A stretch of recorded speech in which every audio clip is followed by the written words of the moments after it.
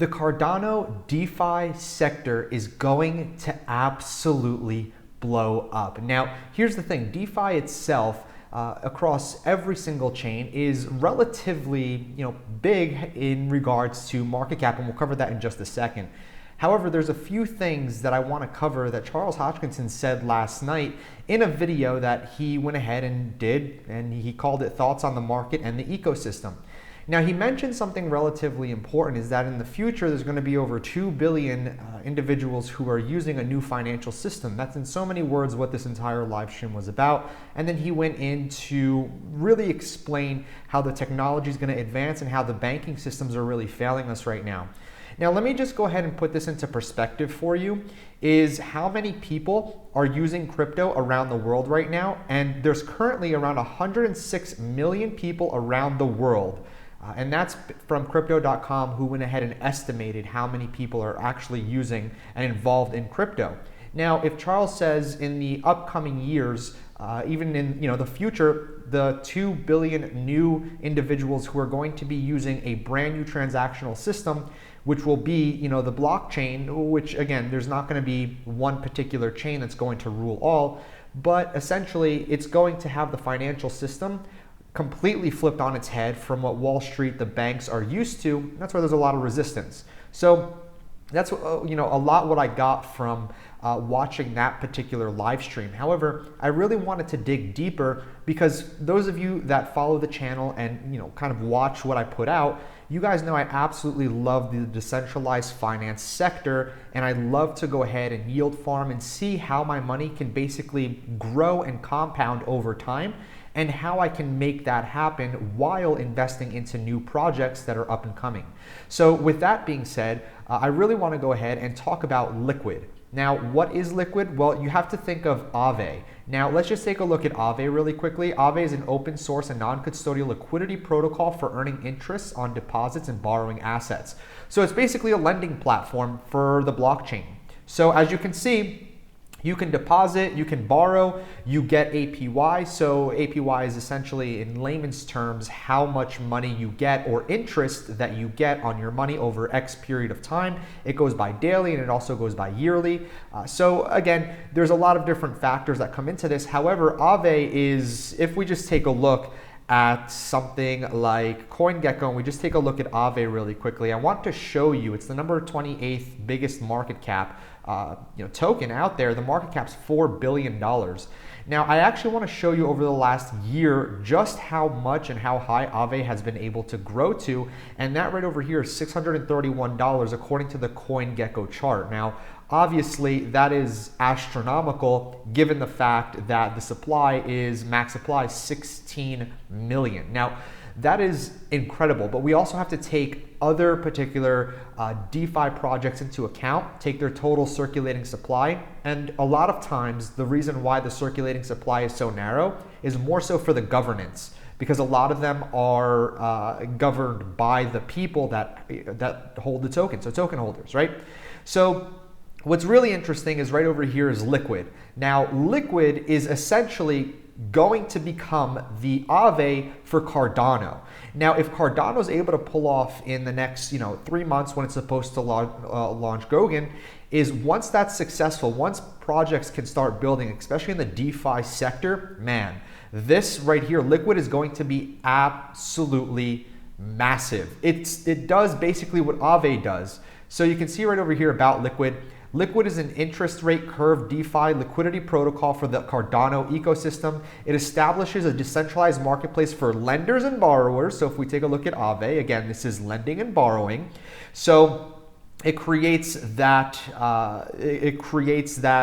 seamless interaction for supplying funds, minting interest-bearing Q tokens, borrowing assets, and participating in governance. And if you see right over here, our solution is built on the Cardano UTXO model for deterministic, secure, and low-cost transactions. The Liqwid protocol is built to enable any liquidity provider, very important, any liquidity provider to use or user to access interest and liquidity on demand and to develop to unlock a Web3 verse of open financial applications. So again, I'm not going to read word for word well, I guess I kind of did read word for word, but essentially Liqwid, Aave, Liqwid on Cardano. Just keep that in mind.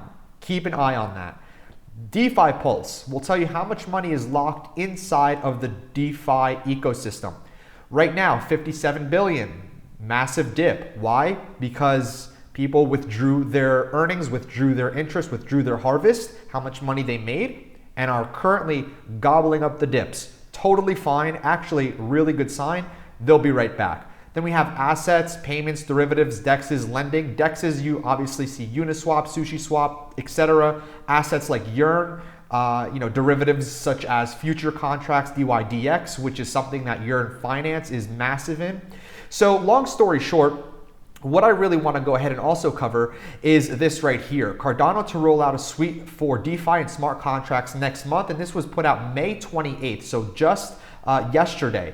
But what is Marlow? Marlow is a suite of tools that will enable the execution of smart contracts on the Cardano chain. This will allow the execution of DeFi of all kinds and new products such as games, NFT marketplaces, identity tracking system, transaction conditioning, etc. So essentially, Marlow is going to allow developers and projects it's giving the ability on the Cardano chain to develop these type of projects that I'm about to kind of go over. So let me just talk about Sundaeswap, and you'll get why all this matters in just a few moments. So let's touch on Sundaeswap really quickly. So Sundaeswap is going to be, in my opinion, one of Cardano's biggest decentralized exchanges where we can go ahead and purchase tokens with ADA through this particular exchange. Now, again, there's nothing readily available yet. It's coming soon, etc. However, it has that pop feeling like PancakeSwap. Now, we've seen PancakeSwap and how well it's done.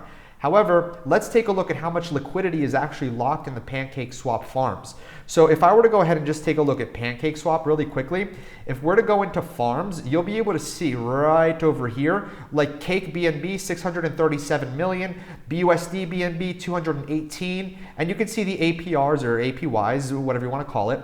And we can see in the PancakeSwap analytics that the liquidity, the total liquidity right now is $3.05 billion right now worth of liquidity throughout all of their farms, which is huge.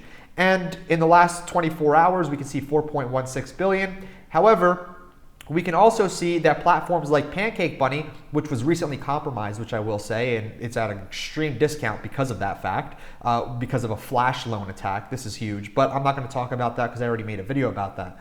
So long story short, there's $1.1 billion in total deposited value inside of Bunny. So you could see also that it links up with PancakeSwap. It's specifically for PancakeSwap, and people go ahead and they provide liquidity through Bunny. And again, the amount of value locked here is incredible. So we also see Yearn. So Yearn is on Ethereum, and Yearn is probably the biggest. And if I had to tell you how much is inside of Yearn, I can give you the exact statistic. It is $3.49 billion in liquidity that is currently locked inside of Yearn. However, let me explain why I'm telling you all this and why it's important for the Cardano ecosystem. So what you really need to comprehend is, number one, we have to dive deep into the current amount of ADA that's staked right now. So if you can see the Cardano pool, 71% of all the circulating supply right now is being staked inside of these pools. Now that is absolutely astronomically good because of the fact that it also shows the trust factor for the project in totality. Now, here's another thing that I want to cover is the street covers right over here. This is the best way to put it for the DeFi sector. The Alonzo hard fork will bring exciting and highly anticipated new capabilities to Cardano through the integration of Plutus scripts onto the blockchain. So these will allow for the implementation of smart contracts in Cardano, enabling the deployment of a wide range of new DeFi applications for the first time. So in order for you to really get a concept of, let's just say, farming, right? Yield farming for something like Cardano, we have to see what exists already. Now, for me to show you this, I also have to go ahead and give you a pre-existing example. So with that being said, let's take a look at something like PancakeSwap Farm. So right over here, if you went to farms, you'll be able to actually see all the farms that are available inside of PancakeSwap that anybody can go ahead and add liquidity to. So the very first thing that I want to really emphasize to you is if we just look at the PancakeSwap farm itself, where you can provide liquidity in BNB or BUSD. And you can see the total liquidity provided is 645 million and 22 million. Now, why is this important and how does it relate to Cardano? Well, once we have decentralized exchanges, we're going to need to have liquidity pools and farms like this as well. So liquidity pools, you can go ahead and provide the token with, USDT, with ADA, whatever it is really, whatever the pair is. So keep that in mind, that will be available. Now, let's just flip this on its head. Cardano is going to need to have, let's just say, BNB, BUSD, USDT, USDC, whatever the pair is, right? It's going to need to have some sort of liquidity. So what happens with these type of farms, these type of, with these type of farms essentially is you need to provide a one-to-one. So what that means is you need to go ahead and actually create the LP contract. So if you had Cardano and you wanted to stake BNB with it as well, it would need to go ahead and essentially have an LP contract, which you would create inside of the DEX, and then automatically you would just click enable. If it was like this, you'd click enable, and then you would go ahead and initiate the contract with a deposit. Now let's flip this to Cardano. So when you do this, you need a one-to-one. So if I'm depositing Cake BNB, I need to deposit a one-to-one exact match. So let's take something more stable like Cake BUSD. So if Cake is $15 right now, I need to deposit $15 worth of BUSD in order to go ahead and have that one-to-one pair. And that's how providing liquidity works in this instance. So with Cake BNB, I need to provide a one-to-one match. So let's just say Cake is $20 and BNB is $100. So for every 5 Cake is 1 BNB. That's a one-to-one, and that's how I provide it.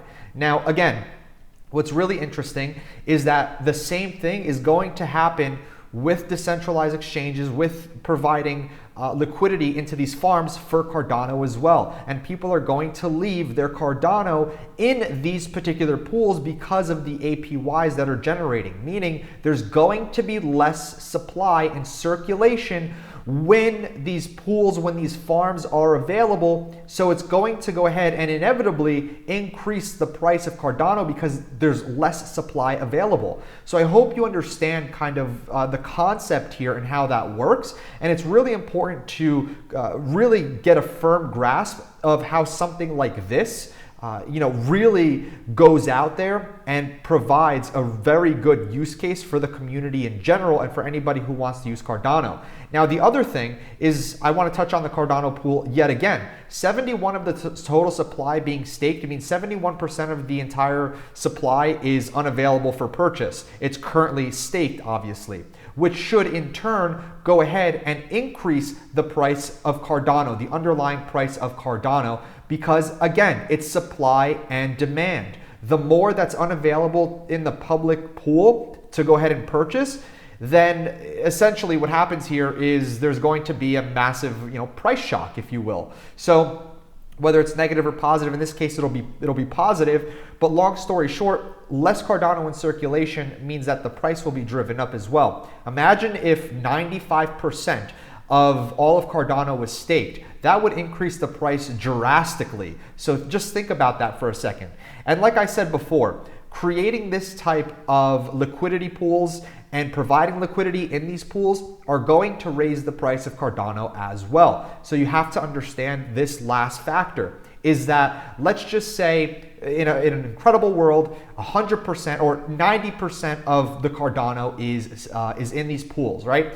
So let's say I'm an investor and I have the ability to gobble up all the rest of the 10% in existence. What's going to essentially happen here is the demand is going to be so high because the circulation is so low that the price is going to be high. So I'm going to be buying it at a higher price. And so if somebody wants to go ahead and purchase Cardano, if I just take up the last 10%, I'm going to essentially, and everybody else who owns Cardano is essentially going to drive the price up because you're not willing to let it go at a very low price. And the best way to look at this is Yearn Finance. And if you go and take a look at Yearn, if we just take a look at Yearn over time, you're going to see the same concept happens here. Very limited supply, and over time, the price increases like extreme. It's just absolutely insane. And this is only in 2020. It was at $790. Now it's at $42,000. It's because of the fact that it's not easy to get these tokens since there's such a limited supply. People are staking them. And when you stake something that's paying $42,000 every single year, you can have a little amount being staked and get an incredible ROI. So I'm trying to relate this all back to Cardano and how it, can possibly make sense to you, and essentially what I think is going to happen. So with that being said, I hope you enjoyed this video. If you do, please give it a like, share it around with your friends so they can understand a little bit deeper, and make sure you subscribe with notifications. With that being said, my name is Dan from the Hidden Gem Network. Thank you so much for watching this video. I'll see you soon.